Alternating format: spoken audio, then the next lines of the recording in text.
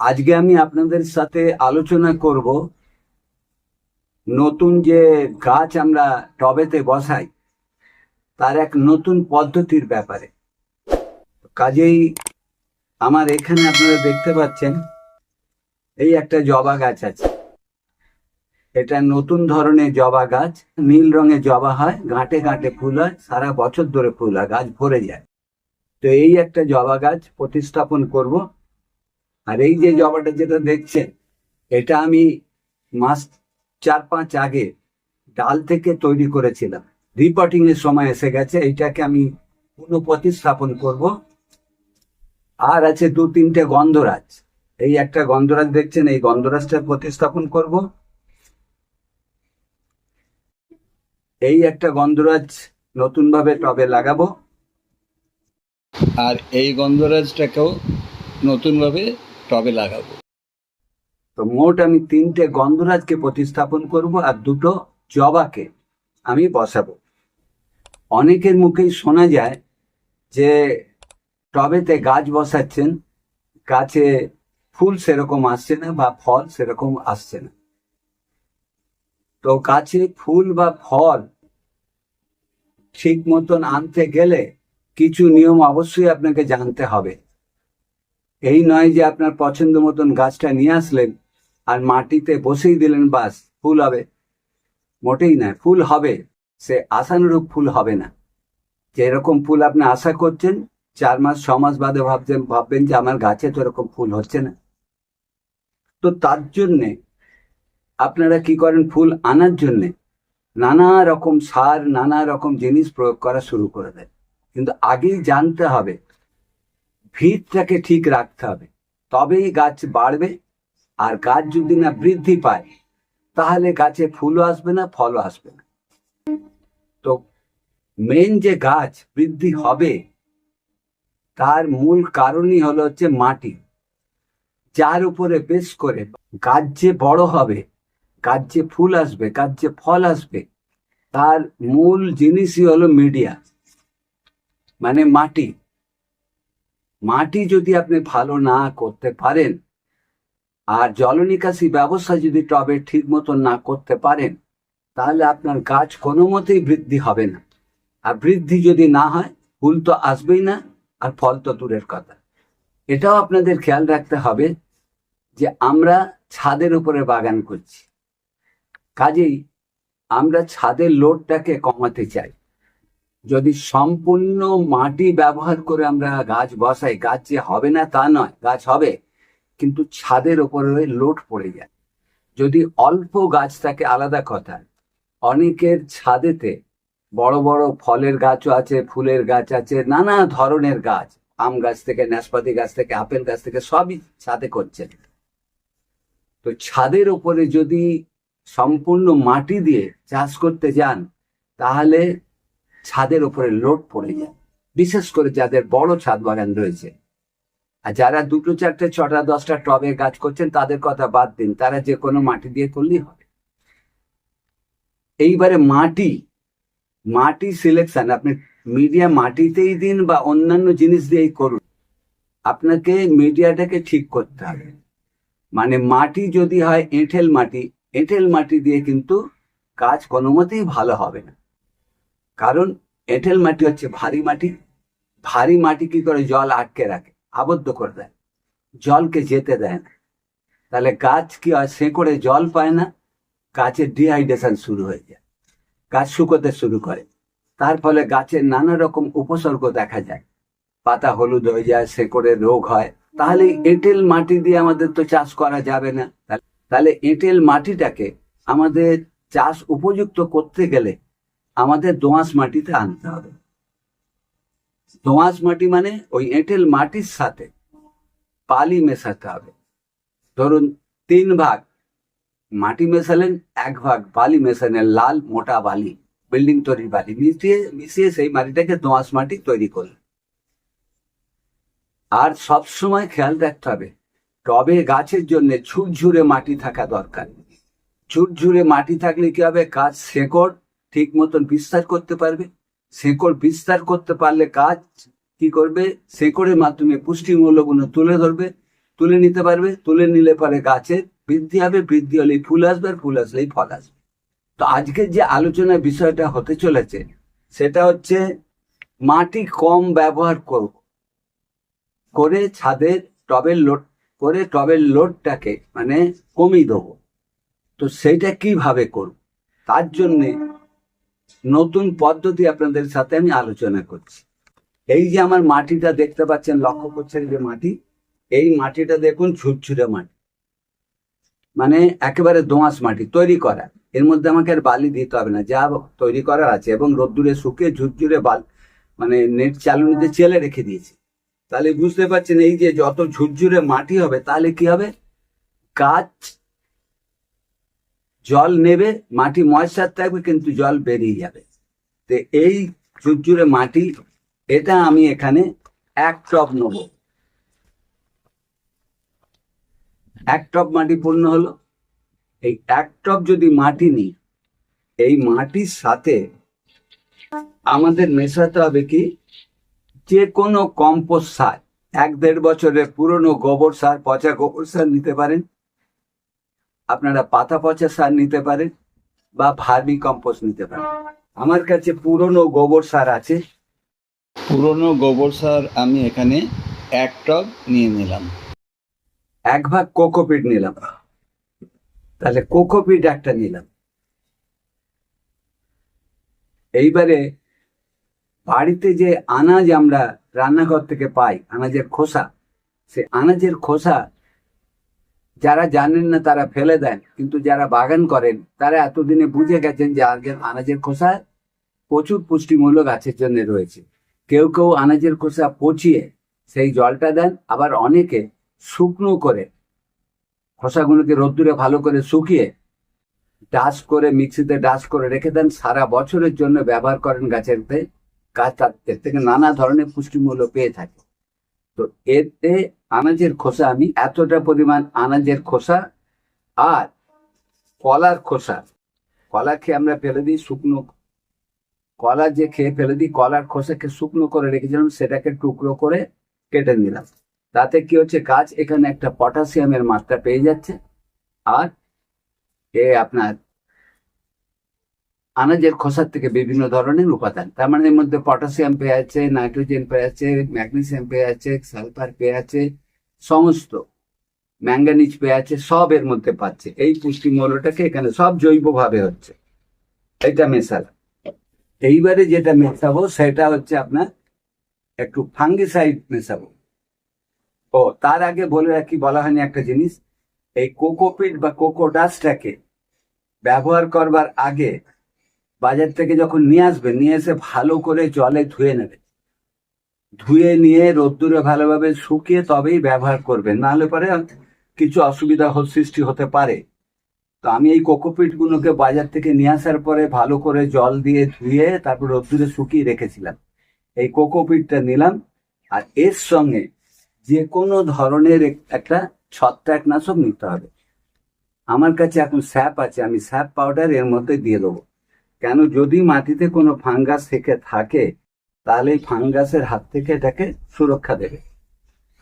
আরেকটা জিনিস দেওয়া যেতে পারতো, সেটা হচ্ছে আমার নিচে আছে, আনতে পারলাম না, ক্যামেরা চলছে, ডিমের খোসার গুঁড়ো। তো আমি ওটা পরে দিয়ে দেবো, আপনারা মনে করলে পরে ডিমের খোসার গুঁড়ো আপনারা দিতে পারেন, না যদি না থাকে দেবেন না। আর এই প্রত্যেকটা উপকরণের কি উপকার আমি যুক্তি দিয়ে পরে আপনাদের বলছি। এখন এই সমস্ত উপকরণগুলো একসাথে ভালোভাবে মিশিয়ে নিতে হবে। আর আলুর খোসা শুকনো করে গুঁড়িয়ে আমি রেখেছিলাম, এই আলু খোসাটাও এর মধ্যে দিয়ে দেবো, কারণ আলুর খোসা তো অনেক পুষ্টিমূল্য আছে, সব এর সাথে মিশিয়ে দিলাম।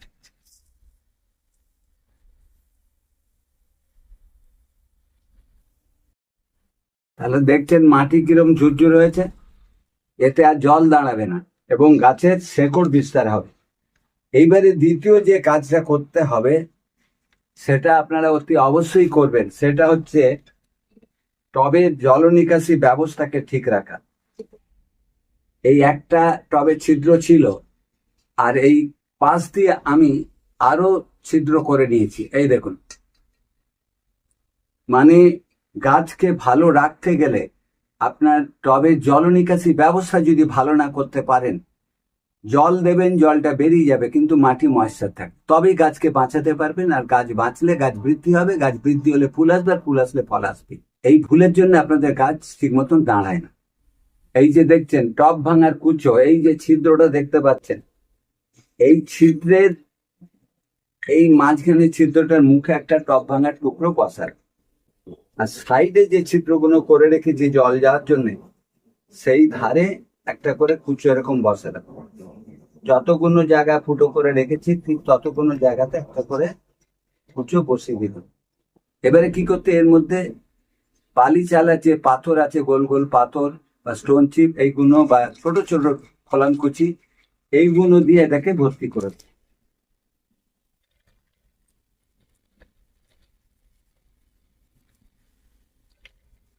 এরপরে যেটা দরকার, অনেকে এতে লাল মোটা দানার বালি একটা লেয়ার দিয়ে দেয়।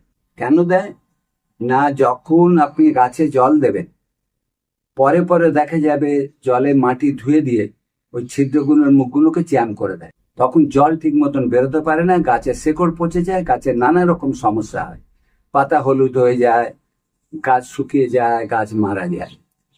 তো বালি থাকলে বালি দেবেন, বালি না থাকলে যে কোনো জিনিস, এরকম নারকোল ছোবড়া যে রয়েছে এই যে, এইটা দিয়ে একটা লেয়ার দিয়ে দেবেন। আর কিছুই নয়, মাটিটা যাতে ধুয়ে ফাঁক দিয়ে কোনো মতেই না যেতে। এই দেখুন কমপ্লিট। এইটাতে কিছুটা মাটি আগে দিয়ে দেবেন, মাটি দিয়ে হাত দিয়ে একটু চেপে চেপে বসিয়ে দেবেন। প্লাস্টিকের যে ব্যাগ রয়েছে দেখছেন, এইটা কেটে ফেলতে হবে।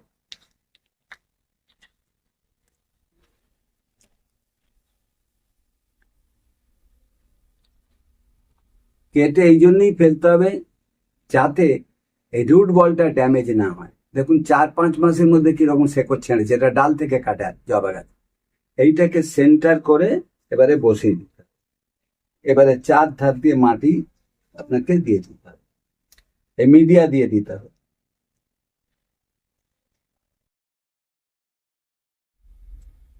তারগুলো একটু চেপে চেপে, পারলে কোনো একটা জিনিস নিয়ে খুঁচিও ঢুকিয়ে দিতে পারেন চেপে ধারগুলোকে।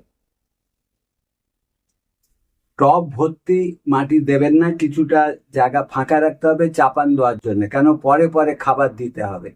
তাই জন্যে এই টবের থেকে 2 থেকে 3 ইঞ্চি জায়গা ফাঁকা রেখে দেবেন। এই টবটা হয়ে গেল। সবকটা দেখাতে গেলে ভিডিও বড় হয়ে যাবে, আর একটা আমি দেখাচ্ছি। যেমন গাছ তেমন টব। এই গাছটা ছোট, এই ছোট টব নিতে হবে। এইটা মাথায় রাখতে হবে, একটা ছোট গাছকে বড় টবে যদি বসিয়ে দেন তাহলে সেই গাছকে বাঁচাতে পারবেন। ধীরে ধীরে টব পরিবর্তন করবেন, কেন বড় টবেতে জল বেশি জমবে, গাছ নিতে পারবে না, গাছ মারা যাবে। যেমন গাছের মাপ সেরকম অনুযায়ী আপনাকে টব নিতে হবে। আগের গাছটা একটু বড় ছিল, আমি ওটাকে একটু বড় টবে নিয়েছিলাম, 8 ইঞ্চি টবে। এটা ছোট গাছ, তার তুলনায় আমি এটাকে ছোট টবে নেব, 6 ইঞ্চি টবে নেব। মাঝখানটা বসিয়ে 4 ধার দিয়ে মাটি হাতে করে চেপে দেবে। এই মিডিয়া সব তো মেশানো আছে খাবার।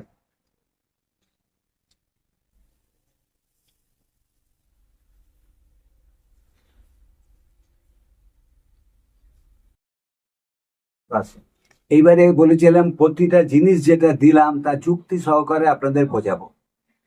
যে কোনো ধরনের একটা কম্পোস্ট সার আপনাদের দিতে হবে, যাই হোক, পাতা পচা সার বলুন, ভার্মি কম্পোস্ট বলুন, অথবা পুরনো 1-1.5 বছরের পচা গোবর সার। এই কম্পোস্ট সারটা মাটিতে দেবেন কেন? কম্পোস্ট সার মাটির গুণমান বৃদ্ধি করে, উন্নত করে এবং গাছকে বৃদ্ধি হতে সাহায্য করে। শুধু তাই নয়, কম্পোস্ট সার মাটির আম্লতা নিয়ন্ত্রণে সাহায্য করে, যা বেশ কিছু গাছের ক্ষেত্রে কার্যকরী। এবারে আসি কোকোপিট। কোকোপিটটা কেন মেশাবো? প্রথম কথা তো যেটা আগেই বলেছি, যে মাটির ওজনটাকে কমিয়ে দিয়ে এইসব দিয়ে আমি মিডিয়াটাকে হালকা করব যাতে ছাদের উপর লোড না পড়ে। তো কোকোপিট কেন দিলাম? এটা মাটির জল ধারণ ক্ষমতা বাড়ায়, মাটিকে হালকা করে, যা গাছের শেকড় বিস্তারে সাহায্য করে এবং গাছ দ্রুত বৃদ্ধি লাভ করে। শুধু তাই নয়, এই যে জৈব জিনিসগুলো মেশানো হলো, এতে কি হয়, মাটির মধ্যে বায়ু চলাচলের ব্যবস্থাও ভালো থাকে। যেহেতু কোকোপিট মাটির জল ধারণ ক্ষমতা রেখে দেয়, যার ফলে কোকোপিট দিলে পরে গাছে ঘন ঘন জল দেওয়ার প্রয়োজন লাগে না। দু একদিন বাদ পড়ে গেল কোনো অসুবিধা নেই, মাটিটাকে ময়েশ্চার রেখে দেয়। কোকোপিটটা দিলে পরে গাছে বিভিন্ন ধরনের ছত্রাক এবং ব্যাকটেরিয়ার হাত থেকে গাছকে রক্ষা করা যায়, কারণ কোকোপিটটা হালকা হওয়ার ফলে মাটিতে বায়ু চলাচলটা ঠিক মতন করতে পারে, যার জন্য মাটি সবসময় ভিজে স্যাঁতসেঁতে হয়ে থাকে না, যার জন্য ছত্রাক বা ব্যাকটেরিয়া হতে পারে না। তো কোকোপিট ব্যবহার করলে পরে ছত্রাক বা ব্যাকটেরিয়া হাতকেও গাছকে রক্ষা করা যায়। এইবারে আনাজের খোসা বা আলুর খোসার যে গুঁড়োটা দিলাম, এটা কেন দিলাম? আনাজের খোসা জৈব পদার্থ মাটির মধ্যে সরবরাহ করে, যার ফলে মাটির গঠন উন্নত হয় এবং মাটিতে পুষ্টিমৌলগুলো সরবরাহ করতে পারে এই আনাজের খোসা দিয়ে। শুকনো আনাজের খোসা দিলে পরে কি হয়, মাটি যেমন হালকা হয়, মাটি ঝুরঝুরে হয়, মাটিতে গাছের শেকড় বিস্তার করতে সুবিধা হয়, এবং শেকড় যদি ঠিক মতন বিস্তার করতে পারে তাহলে গাছ দ্রুত বৃদ্ধি হতে পারে। এই আনাজের খোসা মাটির মধ্যে গিয়ে ধীরে ধীরে পচে, মানে কম্পোস্ট হতে সময় লাগে, যার ফলে কি হয়, গাছ দীর্ঘদিন ধরে আস্তে আস্তে আস্তে আস্তে আস্তে তার সমস্ত পুষ্টিমূল্যগুলো পেয়ে থাকে। যার ফলে এই ধরনের জৈব যদি আমরা মাটিতে ব্যবহার করতে পারি, তাহলে গাছ শক্তিশালী হবে, গাছ দ্রুত বৃদ্ধি হবে এবং গাছে ফুল ফল আনতে সাহায্য করবে। আর ডিমের খোসার গুঁড়ো কেন দেবো না, ডিমের খোসার মধ্যে থাকে ক্যালসিয়াম কার্বনেট, যা কিনা গাছের কোষ প্রাচীর গঠনে মজবুত করে এবং গাছে ফুল ফল আনতে সাহায্য করে, যার জন্য ডিমের খোসার গুঁড়োটাকে ব্যবহার করা হয়। আজকে যে জিনিসগুলো নিয়ে আমি আলোচনা করলাম, এটা যদি আপনারা করতে পারেন তাহলে ছাদের ওপরে গাছ অনায়াসে লাগাতে পারেন, ছাদের ওপরে লোড পড়বে না এবং মাটিটা হালকা হওয়ার ফলে মাটি ঝুরঝুরে হবে, মাটির মধ্যে বায়ু চলাচল ঠিক করতে পারবে, গাছের শেকড় বিস্তার করতে পারবে এবং গাছ সার্বিক দিক দিয়ে গাছের বিকাশ ঘটবে এবং গাছের ফুল ফল দ্রুত আসতে সাহায্য করবে। এবারে টবটায় ভালোভাবে জল দিয়ে ভর্তি করে দিতে হবে।